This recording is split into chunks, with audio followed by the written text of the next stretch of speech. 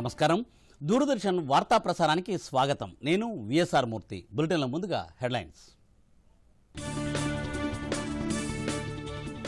జంట నగరాలలో 4,30,000 కుటుంబాలకు వరద సహాయం పంపిణీ చేసినట్లు రాష్ట్ర మంత్రి కేటీఆర్ ప్రకటన.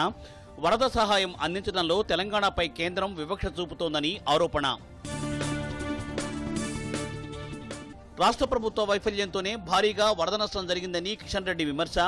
కేసీఆర్ ప్రభుత్వం ఎన్నికల హామీలు విస్మరించి ప్రజలను మభ్యపెడుతోందని ఆగ్రహం. గుజరాత్లోని హాజీరా రేవు నుండి గోఘా మధ్య జలమార్గాన్ని వర్చువల్గా ప్రారంభించిన ప్రధాని మోదీ. జలమార్గం ప్రారంభంతో ఆ రాష్ట్ర ప్రజల ఆకాంక్ష నెరవేరిందని వ్యాఖ్య. జీహెచ్ఎంసీ పరిధిలోని ఓటర్ల ముసాయిదా జాబితా ప్రకటించిన రాష్ట్ర ఎన్నికల సంఘం. జంట నగరాలలో 74 లక్షలకు పైగా ఓటర్లు ఉన్నట్లు ప్రకటించిన ఎన్నికల అధికారి పార్థసారథి. భారత్ చైనా సరిహద్దు వివాదాలపై మరో దఫా చర్చలు జరుగుతాయని రక్షణ మంత్రిత్వ శాఖ ప్రకటన. ఇరు దేశాల అగ్రనేతల ఏకాభిప్రాయం మేరకు వివాదాలు పరిష్కరించాలని సైనికాధికారుల నిర్ణయం. ఇక వివరాలు చూసినట్లయితే, ఇటీవల కురిసిన భారీ వర్షాలకు నష్టపోయిన జంట నగరాల ప్రజలను రాష్ట్ర ప్రభుత్వం ఆదుకుంటుందని ఐటీ శాఖ మంత్రి కె తారక రామారావు అన్నారు. ముఖ్యమంత్రి కె చంద్రశేఖరరావు ప్రకటించిన 10,000 రూపాయల వరద సహాయాన్ని 4,30,000 కుటుంబాలకు పంపిణీ చేశామని చెప్పారు. ఇంకా ఎవరైనా అర్హులు మిగిలిపోయి ఉంటే తెలియచేయాలని, అధికారులు వారి ఇళ్లకు వెళ్లి సహాయం అందజేస్తారని కేటీఆర్ తెలిపారు. 1916 తర్వాత జంట నగరాలలో ఇంత భారీ స్థాయిలో వర్షాలు పడి అనేక వందల కాలనీలు నీట మునిగాయని కేటీఆర్ తెలిపారు. ప్రభుత్వం వెంటనే అప్రమత్తమై సహాయక చర్యలు చేపట్టిందని చెప్పారు. వరద బాధిత కుటుంబాలను గుర్తించి వారికి ప్రజాప్రతినిధుల పర్యవేక్షణలో ఆర్థిక సహాయం అందజేశామని తెలిపారు. ప్రభుత్వ సిబ్బంది, ప్రజాప్రతినిధులు వరద సహాయక చర్యల్లో నిమగ్నమై ఉంటే ప్రతిపక్షాలు రాజకీయం చేస్తున్నాయని కేటీఆర్ విమర్శించారు. వరదల్లో నష్టపోయిన వారిని ఆదుకోవడానికి 1,500 కోట్ల రూపాయల ఆర్థిక సహాయం చేయాలని ముఖ్యమంత్రి కేసీఆర్ ప్రధానమంత్రికి లేఖ రాస్తే స్పందన లేదని ఆయన వ్యాఖ్యానించారు. ప్రజలకు అండగా ఉండి ధైర్యం చెప్పే ప్రయత్నం చేసినాం. నేను ఒక మాట దయచేసి ఆలోచించమని కొడుతా ఉన్నాను. పెద్దలు చెప్తారు, అడగందే అమ్మ కూడా పెట్టదంటారు. ప్రజలు అడగలేదు, ప్రతిపక్షాలు అడగలేదు. అయినా ముఖ్యమంత్రి గారు మనసున్న ముఖ్యమంత్రి కాబట్టి స్పందించి 550 కోట్ల రూపాయలు ఎప్పుడైనా ఇచ్చినారండి ఎవరైనా? ఏదైనా ప్రభుత్వం ఇదివరకు కూడా పడ్డాయి. ఇదివరకు కూడా ప్రకృతి వైపరీత్యాలు వచ్చినాయి, తుఫాన్లు వచ్చినాయి. ఇదే ఉమ్మడి ఆంధ్రప్రదేశ్లో ఎన్నెన్నో జరిగినాయి. పోకముందే వెంటనే చేతికి డబ్బులు వచ్చే విధంగా తక్షణ సాయం కింద ప్రజలకు సాయం చేసిన ప్రభుత్వం, ఇంత పెద్ద ఎత్తున సాయం చేసిన ప్రభుత్వం ఎప్పుడైనా ఉందా? ఇంకా బాధాకరం ఏంటంటే, ఇష్టం వచ్చిన మాటలు, ఇష్టం వచ్చిన కామెంట్స్. మేము నిజంగా చెప్పాలంటే ఇన్ని రోజులు రాజకీయం మాట్లాడదలుచుకోలేదు కాబట్టి మాట్లాడలేదు. ఎందుకంటే సహాయక చర్యలు నడుస్తున్నాయి, రోడ్ల పునరుద్ధరణ నడుస్తున్నది. ప్రజలు ఇంకా 2-3 కాలనీలలో ఇంకా కూడా అక్కడ ఉన్న పరిస్థితుల వల్ల నీళ్లు పోతలేవు. కొంపల్లిలో ఉమామహేశ్వర్ కాలనీ అని ఉంది, ఉస్మాన్ నగర్ అని ఉంది, పోతలేవు ఇంకా కూడా. ఇంకా పక్కన చెరువు నిండుకుండలాగా నిండుంది. ఏమైనా చేద్దామంటే మళ్ళీ ఎక్కడ ప్రమాదం అవుతుందో అని చెప్పి జాగ్రత్తగా చేస్తూ ఉన్నాం. మేమేమో ఆ పనిలో నిమగ్నమై ఉంటే వీళ్ళు చిల్లరమల్ల రాజకీయం. నిన్న మొన్న పోయి జోనల్ కమిషనర్ల ఆఫీస్లో పోయి మా అధికారులను బెదిరించినట్టు మాట్లాడు. టీఆర్ఎస్ వాళ్ళు ఏమో రాజకీయం చేస్తుందని చెప్పి చిల్లరమల్లర మాటలు. మేము రాజకీయం చేసినాం. ఇక మా దగ్గర ఈ లిస్ట్ ఉన్నది. 4,30,000 కుటుంబాలకు ఎవరెవరికి సాయం చేసినామో మా జీహెచ్ఎంసీ కమిషనర్ దగ్గర, మా డైరెక్టర్ మున్సిపల్ అడ్మినిస్ట్రేషన్ దగ్గర మొత్తం లిస్ట్ ఉన్నది. పోయి చూసుకోండి. వాళ్ళ ఫోటో ఉన్నది, పేరున్నది, ఫోన్ నెంబర్ ఉన్నది. ఇంకా చిల్లర విషయం ఏంటంటే, సైదాబాద్లో మొన్న హైదరాబాద్లో ఒక బీజేపీ కార్యకర్త, ఆయన ఇంటికి పోయి మా వాళ్ళు అధికారులు పోయి సాయం చేసినారు 10,000 రూపాయలు. ఆయన పేరు అభిషేక్. కావాలంటే ఫోటోతో సహా మీకు ఇస్తా. చేస్తే తెల్లారి అదే మనిషి ఆ రోజు మంచిగా నవ్వుకుంటా పైసలు తీసుకున్నాడు, ప్రభుత్వం ఇచ్చిన సాయం తీసుకున్నాడు, ఫోటో దిగిండు. తెల్లారి పోయి ధర్నాలో కూర్చున్నాడు. ఒక 10 మంది లేడీస్ని వేసుకొని వాళ్ళని ఎగేసి, అదే పెద్ద మనిషి, అదే పార్టీకి సంబంధించిన కార్యకర్త. రాష్ట్ర ప్రభుత్వ వైఫల్యం కారణంగానే ఇటీవలి భారీ వర్షాలకు పెద్ద ఎత్తున ఆస్తి నష్టం జరిగిందని కేంద్ర హోంశాఖ సహాయ మంత్రి కిషన్ రెడ్డి ఆరోపించారు. సికింద్రాబాద్లోని కంటోన్మెంట్ ప్రాంతంలో జరిగిన కార్యక్రమంలో కిషన్ రెడ్డి మాట్లాడుతూ, ఎన్నికల సందర్భంగా కేసీఆర్ ఇచ్చిన హామీలు అమలు కావడం లేదని అన్నారు. 2 లక్షల డబుల్ బెడ్రూమ్ ఇళ్లు నిర్మిస్తామని అన్నారని, అయితే ఇప్పటి వరకు ఎన్ని ఇళ్లు నిర్మించారో వెల్లడి చేయాలని కిషన్ రెడ్డి డిమాండ్ చేశారు. చెరువులు, నాలాల ఆక్రమణను అరికట్టడంలో రాష్ట్ర ప్రభుత్వం విఫలమైందని అన్నారు. వరద సహాయ బాధితులందరికీ సక్రమంగా అందలేదని అన్నారు. రాబోయే జీహెచ్ఎంసీ ఎన్నికలలో రిజర్వ్ వార్డుల్లో ఎంఐఎం పార్టీ ఎలా పోటీ చేస్తుందని కిషన్ రెడ్డి ప్రశ్నించారు.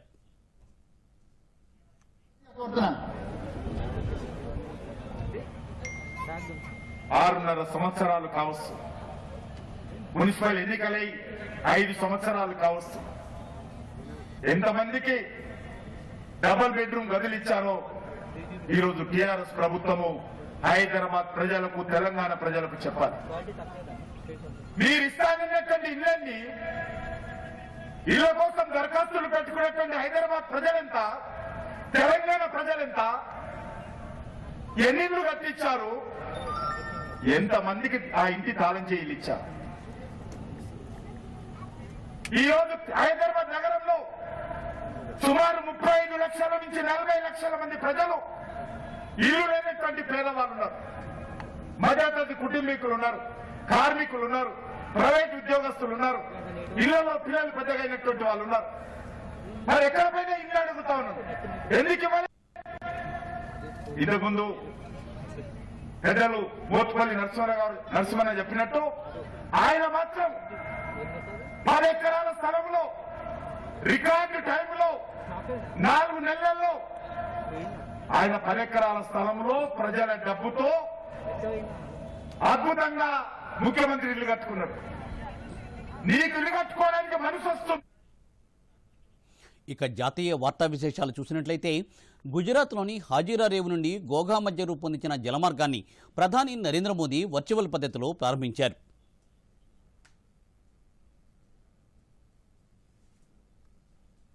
ఈ సందర్భంగా ప్రధానమంత్రి మాట్లాడుతూ నూతన జలమార్గం ద్వారా ఇరు ప్రాంతాల ప్రజలకు ప్రయోజనం కలుగుతుందని అన్నారు. రోపాక్ సర్వీసుల ప్రారంభంతో సౌరాష్ట్ర, దక్షిణ గుజరాత్ ప్రజల చిరకాల స్వప్నం నెరవేరిందని అన్నారు. భావనగర్, సూరత్ ప్రజలు ఎన్నో ఏళ్లుగా ఎదురుచూస్తున్న రోపాక్ సర్వీసులు ప్రారంభం కావడం ద్వారా సమయం ఆదా కావడంతో పాటుగా దూరం, ఖర్చు కూడా తగ్గుతుందని అన్నారు. రోడ్డు మార్గం ద్వారా హాజీరా నుండి గోగా వెళ్లాలంటే కనీసం 400 కిలోమీటర్లు 10 గంటల పాటు ప్రయాణం చేయాల్సి వచ్చేదని, పెట్రోల్, డీజిల్ ఖర్చు కూడా భారీగా అయ్యేదని ప్రధాని అన్నారు. నూతన జలమార్గం ప్రారంభం ద్వారా కేవలం 90 కిలోమీటర్ల దూరం గంట సేపట్లో వెళ్లవచ్చునని అన్నారు. షిప్పింగ్ శాఖ పేరును ministry of ports, shipping and వాటర్వేస్గా మారుస్తున్నట్లు ప్రధాని నరేంద్ర మోదీ ప్రకటించారు. ఈ మేరకు కేంద్ర ప్రభుత్వం నిర్ణయం తీసుకుందని ఆయన చెప్పారు. आपका खर्च भी कम होगा. इसके अलावा सड़क से जो ट्रैफिक कम होगा वो प्रदूषण कम करने में भी मदद करेगा. सरकार के इन प्रयासों को गति देने के लिए एक और बड़ा कदम उठाया जा रहा है. अब मिनिस्ट्री ऑफ शिपिंग का भी नाम बदला जा रहा है. अब ये मंत्रालय ministry of ports, shipping and waterways के नाम से जाना जाएगा.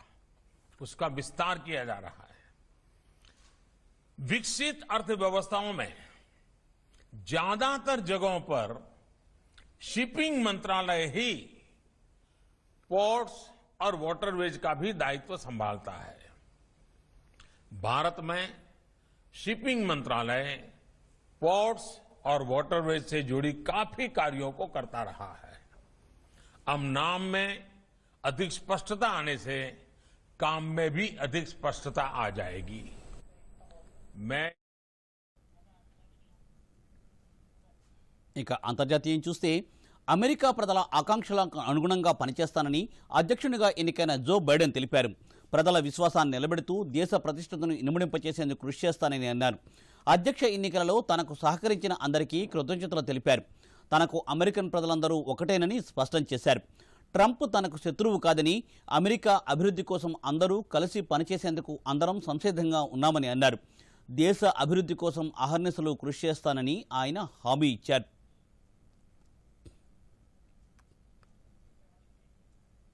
Not to divide, but unify. Who doesn't see red states and blue states, only sees the United States. And work with all my heart, with the confidence of the whole people, to win the confidence of all of you. It's time to put away the harsh rhetoric, lower the temperature, see each other again, listen to each other again. And to make progress, we have to stop treating our opponents as our enemies They are not our enemies. They are Americans. They are Americans. The Bible tells us to everything there is a season. ఉపాధ్యక్షురాలిగా ఎన్నికైన కమలా Harris అధ్యక్షుడిగా ఎన్నికైన జో బైడెన్ను అభినందించారు. Joe Biden విజయం అమెరికన్ల ఆత్మకు సంబంధించిందిగా కమలా Harris ట్విట్టర్లో పేర్కొన్నారు. భారత సంతతికి చెందిన కమలా హారిస్ అమెరికా తొలి ఉపాధ్యక్షురాలిగా ఎన్నికై చరిత్రను సృష్టించారు.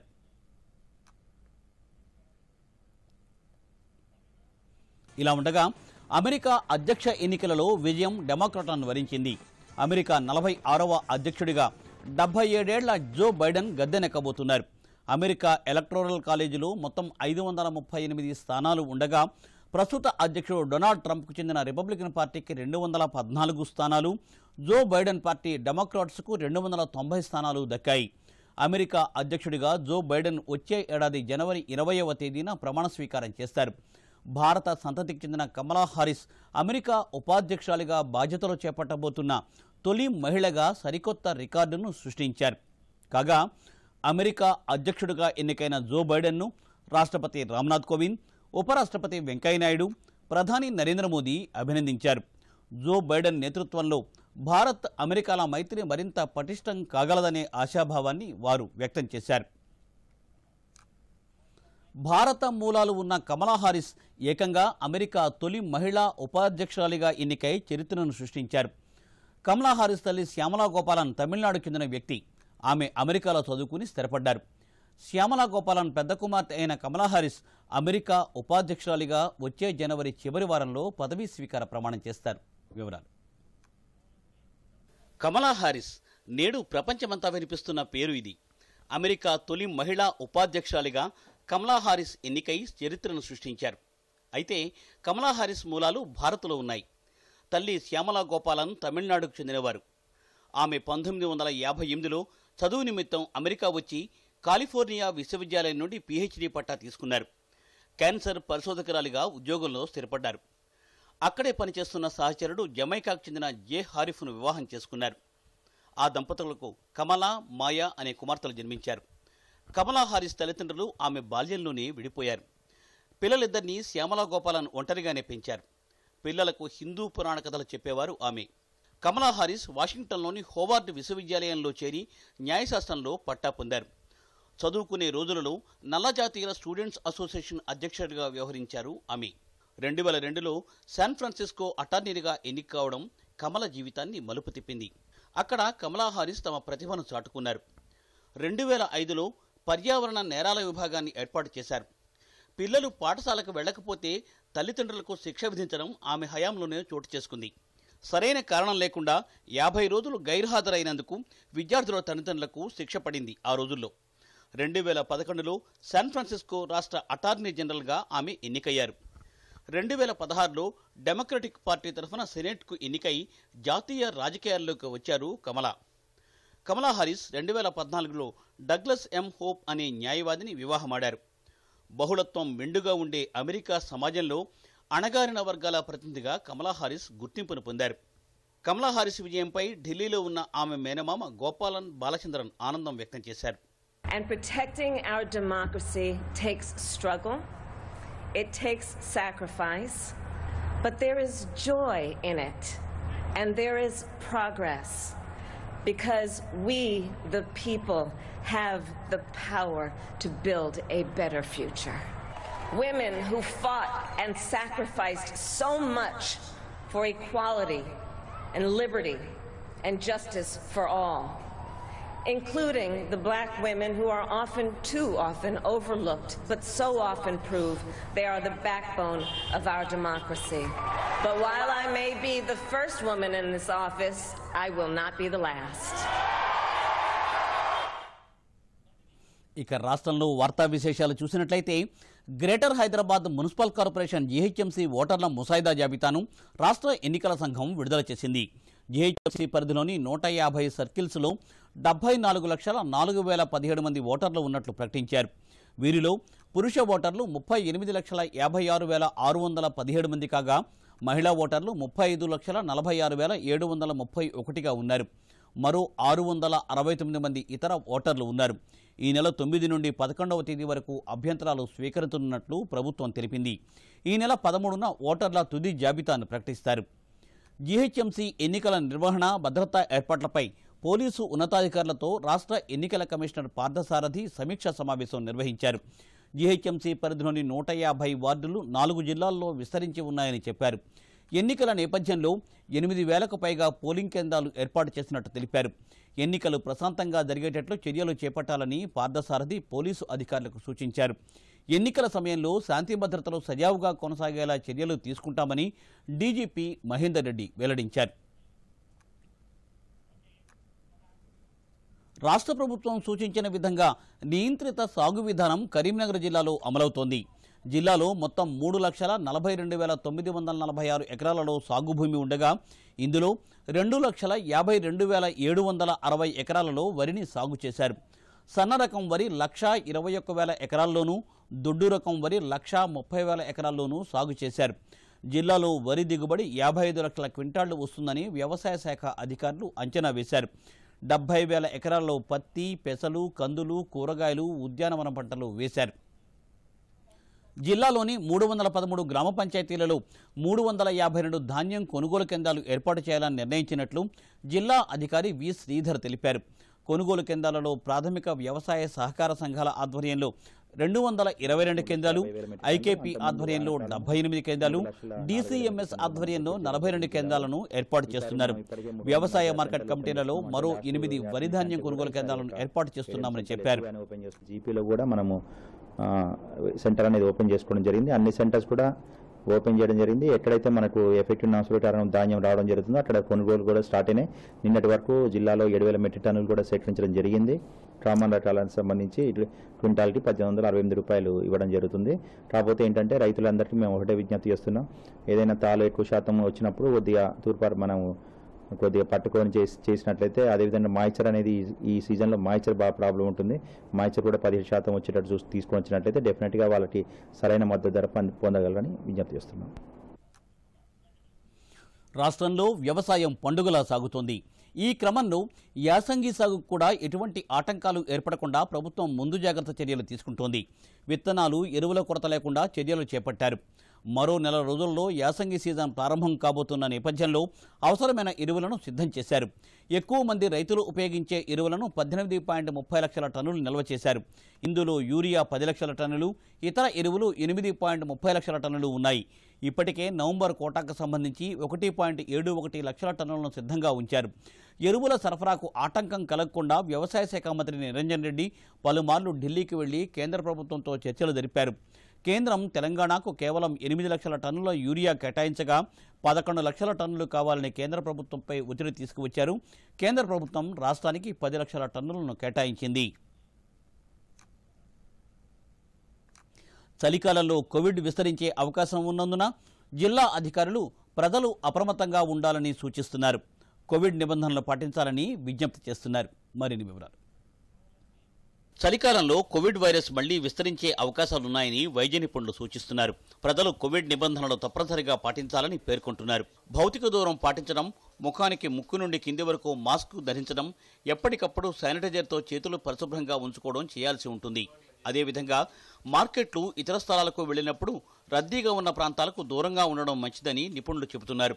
ఈ నేపథ్యంలో వివిధ జిల్లాలలో అధికార యంత్రాంగం అప్రమత్తమై కోవిడ్ మార్గదర్శకాలపై ప్రజలకు అవగాహన కల్పిస్తోంది. మహబూబ్నగర్ జిల్లాలో చలికాలంలో కోవిడ్ వ్యాప్తి చెందే అవకాశం ఉన్నందున ప్రజలు అప్రమత్తంగా ఉండాలని జిల్లా ఉప వైద్య అధికారి డాక్టర్ శశికాంత్ అన్నారు.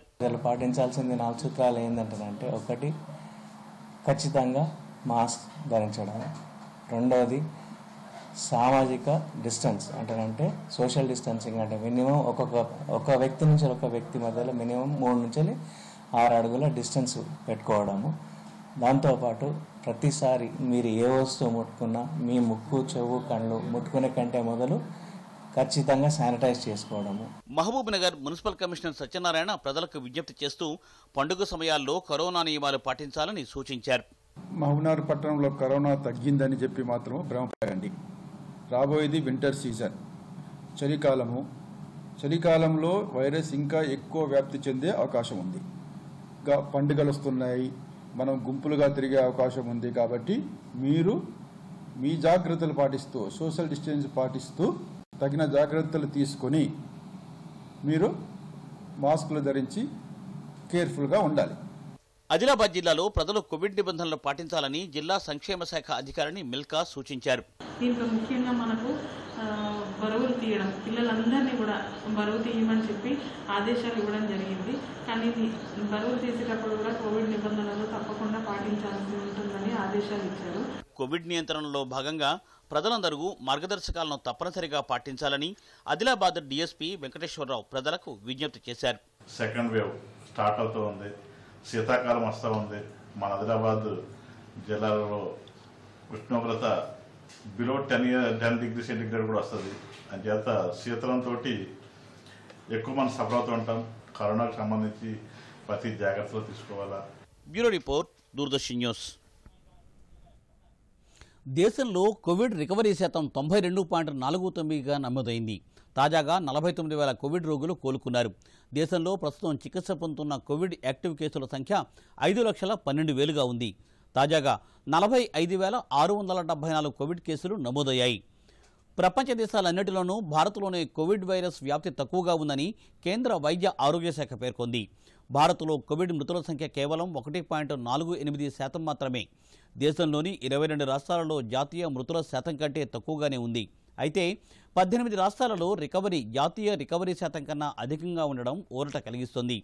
కోవిడ్ నిబంధనల అమలు, పరీక్షల సంఖ్య పెంచడం, లక్షణాలు కనిపించిన వారిని సెల్ఫ్ ఐసోలేషన్లో ఉంచడం తదితర కారణాలతో కోవిడ్ అదుపులోనే ఉన్నట్లు పేర్కొన్నారు. తెలంగాణలో తాజాగా నిర్వహించిన కరోనా నిర్ధారణ పరీక్షలలో కొత్తగా 1,440 పాజిటివ్ కేసులు నమోదయ్యాయి. దీంతో మొత్తం ఇప్పటివరకు నమోదైన కేసుల సంఖ్య 2,50,331కి చేరుకుంది. ఈ మేరకు వైద్య ఆరోగ్య శాఖ బులెటిన్ విడుదల చేసింది. ఒక్కరోజే కరోనాతో 5గురు మృతి చెందారు. దీంతో మృతుల సంఖ్య 1,377కు చేరింది. ఈ ఒక్కరోజే 1,481 మంది కోలుకున్నారు. దీంతో ఇప్పటి వరకు కోలుకున్న బాధితుల సంఖ్య 2,29,064కు చేరుకుంది. రాష్ట్రంలో ప్రస్తుతం 19,890 యాక్టివ్ కేసులు ఉన్నాయని, వీరిలో 17,135 మంది హోమ్ ఐసోలేషన్లో చికిత్స పొందుతున్నారని వైద్య ఆరోగ్య శాఖ వెల్లడించింది. ఇప్పటి వరకు తెలంగాణ రాష్ట్రం నిర్వహించిన కరోనా నిర్ధారణ పరీక్షల సంఖ్య 46,18,470కి చేరుకుంది. అంతర్జాతీయ ఎయిర్ కార్గో వాణిజ్యం కోసం జీఎంఆర్ కార్గో, ఆర్టీసీ కార్గో మధ్య అవగాహన కుదిరింది. 2 సంస్థల అధికారులు అవగాహన ఒప్పందాలపై సంతకాలు చేశారు. శంషాబాద్ అంతర్జాతీయ విమానాశ్రయంలోని జీఎంఆర్ కార్గో టెర్మినల్ నుండి కార్గో బస్సులను రాష్ట్ర రవాణా శాఖ మంత్రి పువ్వాడ అజయ్ కుమార్ ప్రారంభించారు. రాష్ట్రంలోని వివిధ ప్రాంతాలకు, పొరుగు రాష్ట్రాలకు కూడా ఈ కార్గో బస్సులు సేవలు అందిస్తాయి. శంషాబాద్ విమానాశ్రయానికి చేరుకున్న సరుకులను టీఎస్ఆర్టీసీ కార్గో బస్సులు తెలంగాణ, ఆంధ్రప్రదేశ్, మహారాష్ట్ర, తమిళనాడు, కర్ణాటకలోని మారుమూల ప్రాంతాలకు కూడా చేరవేస్తాయి. భారత్ చైనా సరిహద్దుల్లో తలెత్తిన ఉద్రిక్తతలపై 2 రోజుల క్రితం కమాండర్ స్థాయి చర్చలు జరిగాయి. బలగాల ఉపసంహరణతో సహా వివిధ అంశాలను విస్తృతంగా చర్చించారు. సానుకూల దృక్పథంతో ఈ చర్చలు కొనసాగాలని ఇరు దేశాల సైనికాధికారులు అభిప్రాయపడ్డారు. ఇరు దేశాల అగ్రనేతల మధ్య కుదిరిన అవగాహన మేరకు సరిహద్దుల్లో ఉద్రిక్తతలు తగ్గించడానికి చర్చలు కొనసాగించాలని సైనిక అధికారులు అభిప్రాయపడ్డారని రక్షణ మంత్రిత్వ శాఖ ఒక ప్రకటనలో పేర్కొంది. అపోహలు తలెత్తకుండా స్పష్టమైన యంత్రాంగం ఉండాలని ఇరు దేశాల సైనిక అధికారులు అంగీకరించినట్లు పేర్కొన్నారు. సైనిక, దౌత్యపరమైన వ్యవస్థల ద్వారా వివాదాల పరిష్కారానికి అంగీకారం కుదిరిందని రక్షణ శాఖ పేర్కొంది.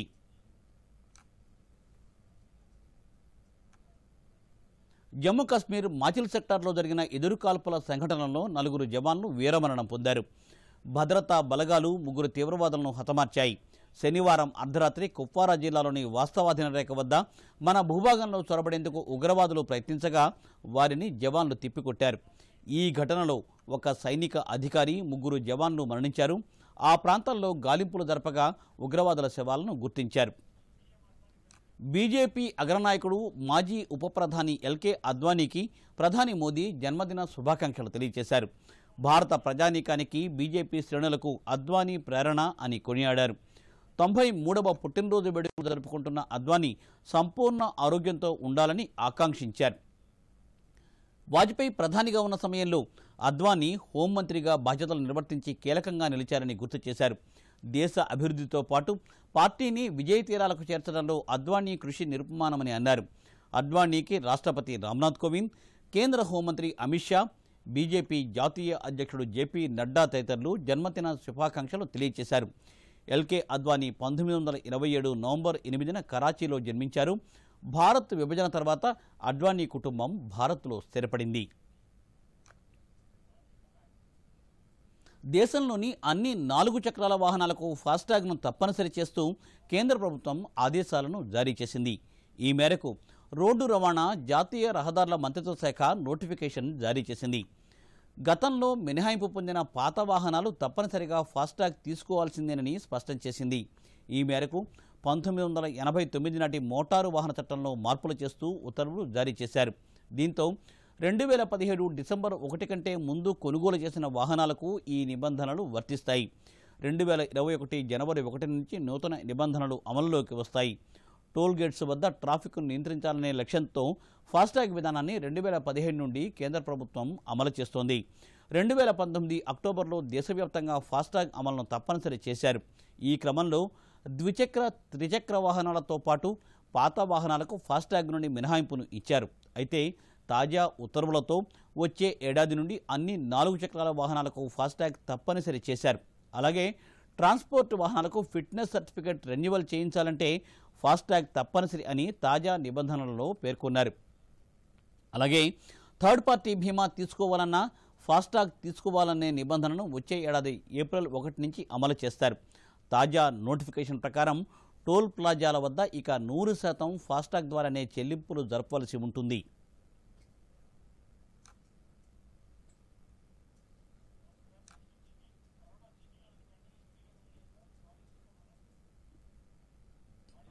కోవిడ్-19 అతి వేగంగా వ్యాపిస్తుంది.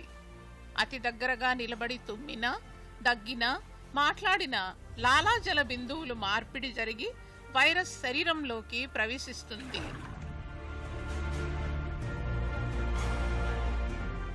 కోవిడ్-19 ఒక మహమ్మారి. కానీ భయపడకండి. కోవిడ్ రాకుండా వచ్చినా దానిని చిత్తుగా ఓడించగలిగే ఈ 3 సూత్రాలు పాటిద్దాం రండి. మాస్కే మనకు రక్ష. బయటకు వెళ్ళినప్పుడు ముక్కు, నోటిని పూర్తిగా మాస్క్తో కవర్ చేసుకుందాం. సామాజిక దూరమే ఇప్పుడు సురక్షితం.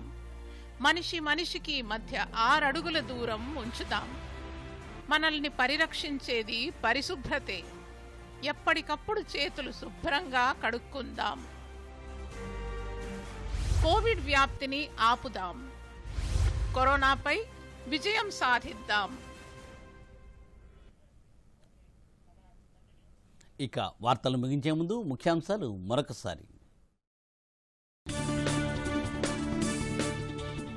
జంట నగరాలలో 4,30,000 కుటుంబాలకు వరద సహాయం పంపిణీ చేసినట్లు రాష్ట్ర మంత్రి కేటీఆర్ ప్రకటన.